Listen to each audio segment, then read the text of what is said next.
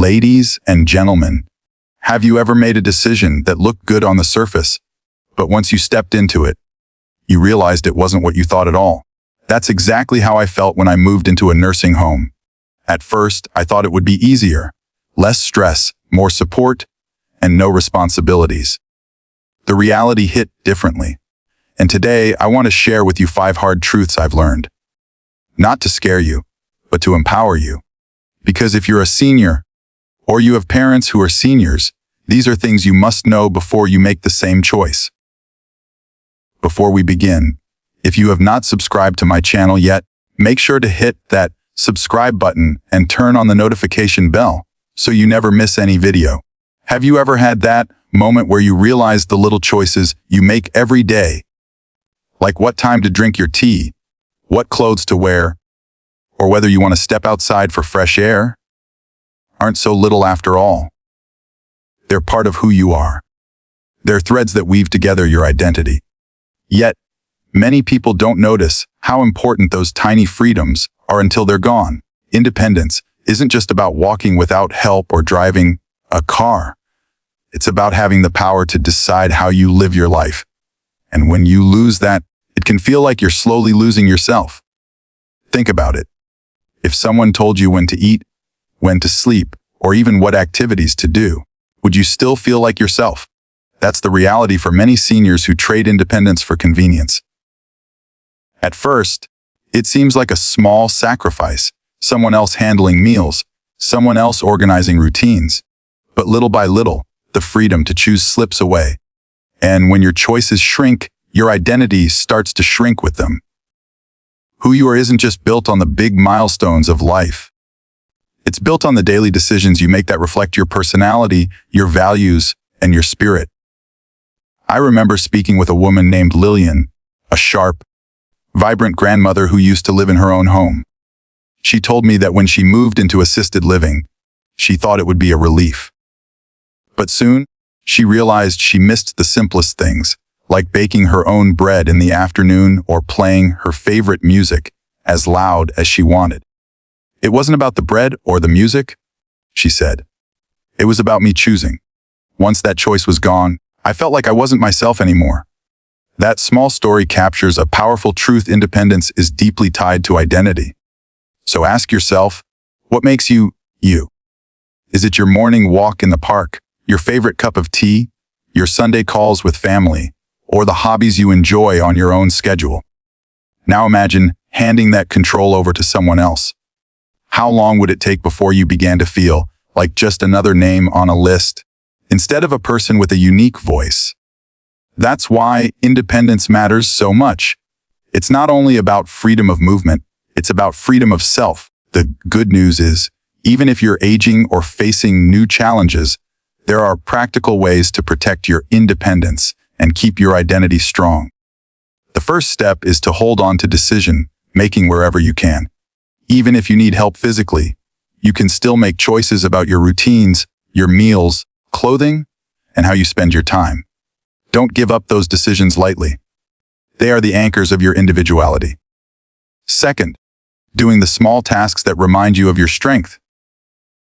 Maybe you can't cook a full meal anymore, but you can prepare your favorite salad or set the table the way you like it. Maybe you need help with shopping. You can still choose the recipes you want for the week. These little actions keep your mind active and your sense of self alive. Third, communicate your preferences openly.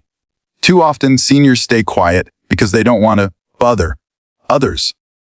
But your voice matters. If you want something done a certain way, say it. If you want your day to start with music instead of silence, share that. Around you can't honor your identity if you don't express it. Now, let me ask you, would you rather live a life where every detail is convenient, but none of it feels like your own, or one where you face a few struggles but remain true to who you are? Independence may sometimes demand effort, but it also rewards you with dignity, pride, and joy. When you fight to keep your independence, you're really fighting to keep your identity. You're saying to the world, I am still me. I still matter. I still choose. And that choice, that simple but powerful choice, is what keeps life meaningful at any age. So don't surrender it too quickly. Protect it, nurture it, and celebrate it. Because independence isn't just about mobility. It's about holding on to the essence of who you are. Have you ever been in a crowded room, yet felt completely alone? It's a strange and heavy feeling, isn't it? You're surrounded by voices, laughter, and movement, but inside, you feel invisible. That's the reality many seniors discover when they move into a nursing home or even a retirement community. We're told that being around people automatically means we'll feel connected. But here's the truth: community doesn't always mean connection. Sounds comforting to know you'll be in a place full of people your age, people who supposedly share your stage of life. But connection is more than being in the same building or eating in the same dining hall. Real connection comes from shared experiences, genuine interest, authentic relationships. Without that, you can be in a group of 20, 50, even 100 people, and still feel completely alone. I remember meeting a gentleman named Harold. He moved into a senior living facility because he thought it would give him a chance to be more social.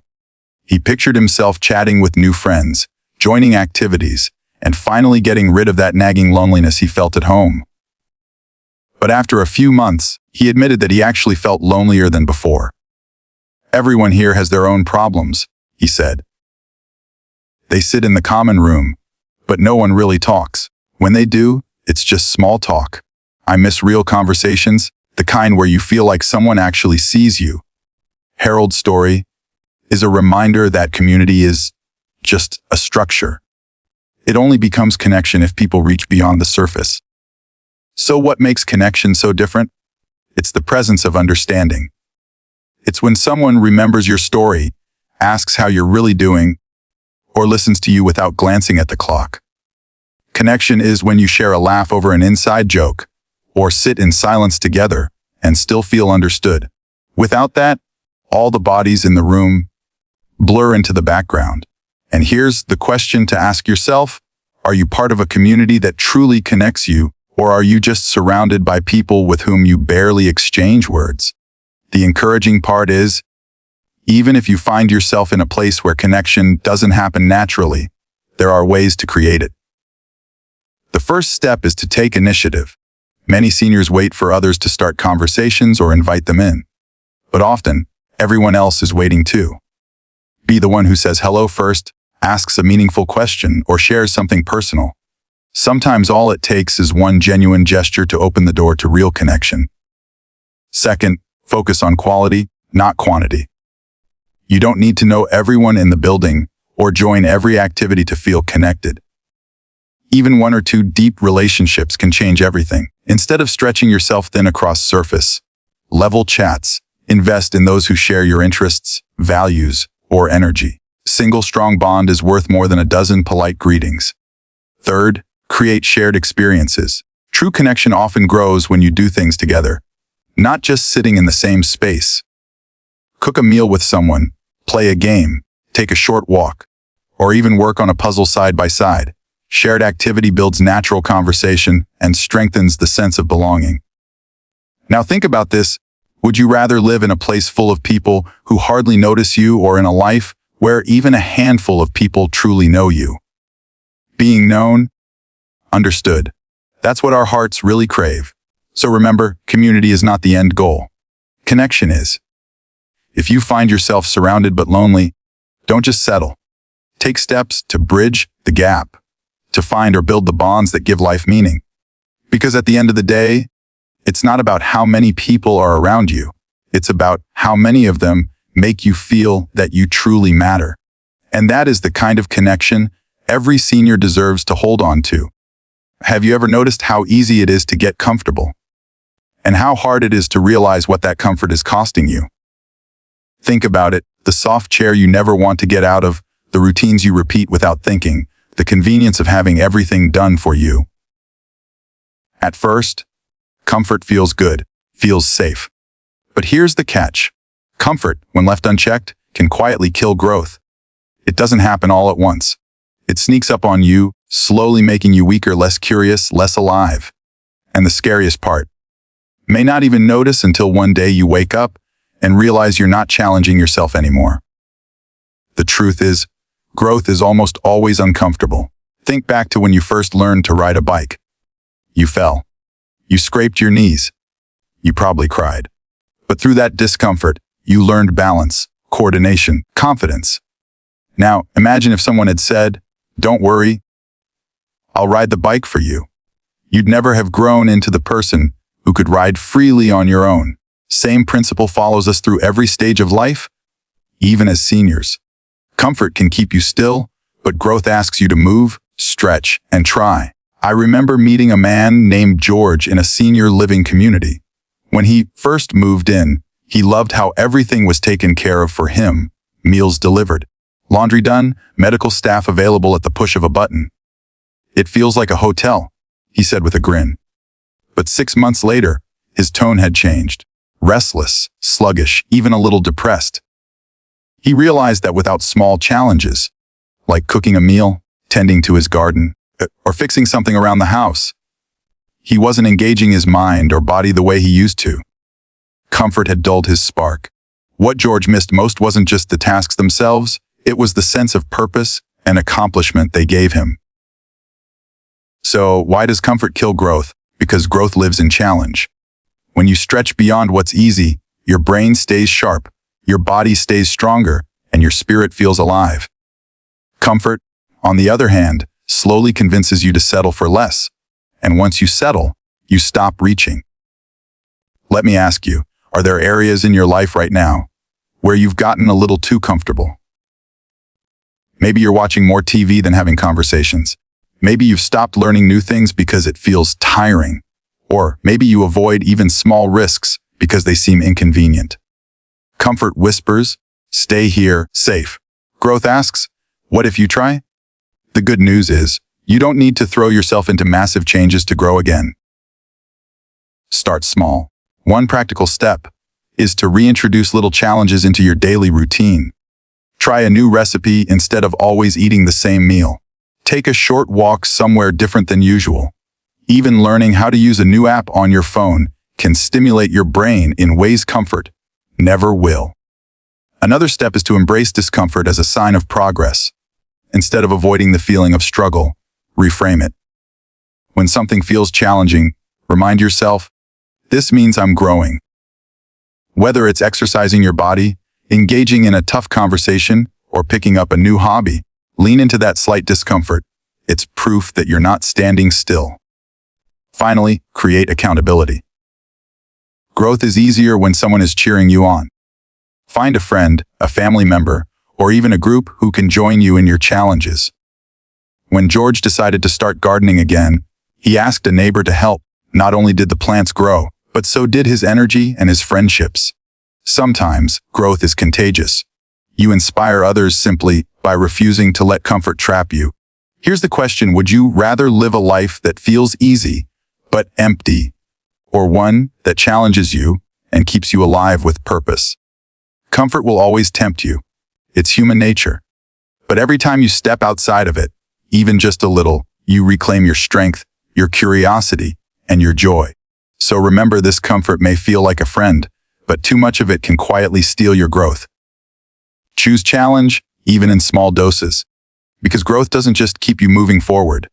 It keeps you alive in the truest sense. And that, at any age, is worth every bit of discomfort you face along the way. Have you ever spoken up in a room only to feel like your words barely made a ripple? Sinking feeling of being overlooked, brushed aside, or simply unheard is one of the most discouraging experiences a person can have. And as we get older, it can happen more often. Your opinions, your preferences, even your needs can start to feel like they matter less to others. That's what I mean when I say your voice can feel smaller, not because it truly is, but because the world around you sometimes forgets how important it still should be. Your voice is more than sound. It's your identity, your history, your wisdom, your choices.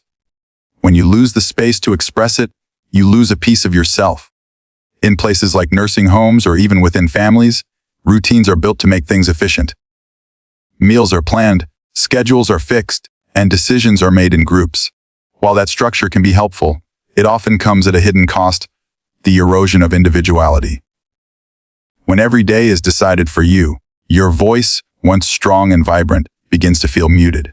And here's the heartbreaking truth. The less you use your voice, the easier it is for others to stop listening. I once met a woman named Maria who had been fiercely independent her whole life. She raised 4 children, managed a household, and ran a small business. She was known for her strong opinions and her sense of humor. But when she moved into a senior care facility, she told me something that stuck with me. It's like I became invisible. I asked for my tea a little later in the morning because I don't like drinking it right after breakfast. They smiled, nodded, still brought it at the same time every day. It's just tea. I know. But if they can't hear me about something so small, what happens when I need to speak up about something bigger? That story isn't just about tea. It's about dignity. It's about how easily a person's voice can be diminished when people stop truly listening. So what do we do about it? How do we make sure our voices stay strong, even when the world tries to quiet them? The first step is to practice assertiveness, not aggression. There's a difference. Assertiveness means stating your needs clearly, calmly, and consistently. If Maria's tea mattered to her, and it did, she had every right to say, I appreciate the effort, but this is important to me. Please bring it later. When you repeat your preferences with confidence, you remind others that your voice carries weight. The second step is to choose the right moments and methods. Sometimes people don't listen because they're distracted or rushed. Instead of feeling defeated, wait for a calmer moment. Speak when you know the other person has the space to hear you. And if verbal expression feels hard, write it down. A simple note can sometimes command more attention than a fleeting request. The third step is to surround yourself with allies, people who respect your voice and will amplify it when necessary. This could be a family member, a trusted friend, or even another resident who shares your concerns. When others echo your words, they get harder to ignore. Now, let me ask you this. If your voice feels smaller today, is it because it truly lost its strength, or because others have stopped paying enough attention? The truth is, your voice hasn't disappeared. It's still inside you, waiting to be heard. But you have to keep using it, keep protecting it, and keep reminding the world that your choices matter. Here's the inspiring part. The more you insist on being heard, the more you inspire others to do the same. Think of how powerful it is when one person speaks up in a group. It gives courage to those who've stayed silent. By protecting your own voice, also protecting the right of others to be heard. So, don't shrink back. Don't let anyone, not even routines or systems, convince you that your voice is small. It is powerful. It carries your story, your perspective, and your humanity. Use it boldly, use it often, and use it with pride. Because when you speak, not just making noise, you're affirming that you still matter, that you still have choices, and that you still have a life worth directing on your own terms. Have you ever looked back on a decision and thought, I wish I had just tried? That sting you feel in your chest when you realize the chance is gone, that's regret. Here's the truth, regret hurts more than struggle ever will. Struggle is temporary, it pushes you, stretches you, and then passes. But regret lingers. Sits with you in quiet moments, reminding you of the things you didn't do, the risks you didn't take, and the opportunities you let slip away. The human mind has an amazing ability to adapt to struggle. Think about it. When you go through tough times, whether it's learning something new, dealing with a setback, or facing a physical challenge, your body and your spirit adjust. You grow stronger, wiser, and more resilient. But regret doesn't give you that gift. It doesn't build you up, it tears you down. It's not about what you went through. It's about what you never gave yourself the chance to experience. I once spoke with a man named Edward, a retired teacher. He told me that in his younger years he dreamed of writing a book. He had ideas, he had stories, he even had the outline written. But life got busy, family, responsibilities, and he kept putting it off. I'll start next year, he told himself, year after year. Then one day, sitting in his small room at a senior facility, he admitted to me, I don't regret working hard. I don't regret the long nights I spent grading papers. But I regret never trying to write that book. I could have struggled through the late nights, the rewrites, the doubts. That would have been hard, but not as hard as knowing I never even gave it a shot. His words still echo in my mind because they reveal how struggle fades, but regret stays heavy. So why do we choose comfort over struggle, even when we know it leads to regret? Because struggle is immediate and regret is delayed. Our brains want to avoid pain now, not realizing that we're trading it for something much worse later. Struggle can bruise your ego, make you sweat, test your patience. But regret steals your peace of mind for years. Which one would you rather carry? The good news is, we can avoid the pain of regret by taking small, deliberate actions today. The first step is to shift how you see struggle. Instead of treating it like an enemy, treat it like a teacher. Every challenge you face is shaping you, giving you tools you'll need for tomorrow. The discomfort of the moment is actually proof that you're alive and growing. Second, practice what I call micro courage. You don't need to make huge, dramatic leaps to avoid regret. Start small. Try something new each week.